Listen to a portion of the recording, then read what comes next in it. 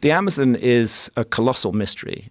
First of all, to give some basic figures, the Amazon basin is huge. The Amazon basin is 7 million square kilometers in area. And within it, 5.5 million square kilometers remains almost entirely unstudied by archaeologists. And that's the 5.5 million square kilometers that is still covered by dense rainforest. And to put that into perspective, 5.5 million square kilometers is the size of the entire Indian subcontinent. So It's like saying, we've done world archaeology, but we've just ignored India. The view was, again, there was a dogma. There was a preconception. Human beings couldn't have flourished in the Amazon. It's not a resource-rich area. The soils are poor. It's a difficult area, challenging to get to, very far from the Bering Straits. So the view was that humans hadn't entered the Amazon until about 1,000 years ago. And then gradually, little by little, that view has begun to change. And it's begun to change because of the tragic clearances of the Amazon, because the Amazon rainforest is literally being cut down and turned into soybean farms and cattle ranches. And in that cutting down process has emerged things that shouldn't be there at all. For example, evidence that large cities flourished in the Amazon. Enormous city. There was a Spanish explorer who went down the Amazon River system in 1541 to 1542. He was the first European to cross the entire length of South America from west to east along the Amazon. He reported seeing incredible cities, advanced arts and crafts, millions of people, a thriving culture.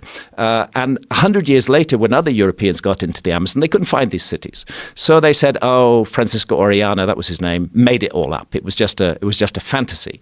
And then in the last decade, as the clearances of the Amazon have proceeded, we've begun to see the traces of those cities. What happened was that the Spaniards brought smallpox into the Amazon. Smallpox devastated the local population because there was no immunity to it. There was a massive die-off. The cities were deserted. Within 50 years, they were completely overgrown by the jungle, and that's why they were not seen by the explorers who came in 100 years later. But now the jungle's being cleared, those cities are emerging, and we can say that a city like London, which had a population of roughly 50,000 in the 16th century, there were cities of that size all over the Amazon. Wow. Huge numbers of them. And a possible total population of the Amazon that exceeded 20 million people.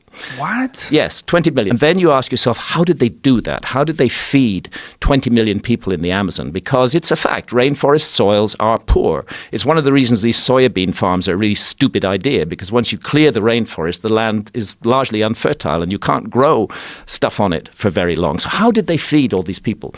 The answer was they invented a soil. It's called terra preta. Archaeologists refer to it as Amazonian dark earths or Amazonian black earth. It's a man-made soil.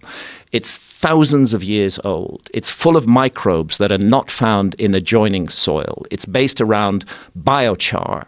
And you can take a handful of 8,000-year-old terra preta and you can add it to barren soil, and that soil will instantly become fertile. It's highly sought after in the Amazon, and it explains how they fed these people. There was science in the Amazon. How did they create this? Well, this is something that's not understood. It's still not understood by soil experts to this day as to how that was done. But one way that it was achieved was to do wet burning of middens. They would be burned and smolder. They wouldn't burn fiercely, which just produces charcoal. They would burn and smolder, and that what is called biochar would result, and that's part of the fertility of the soil. But the mystery is the microbial content of this soil, which is completely different from the microbes in neighboring soils, and that remains unexplained.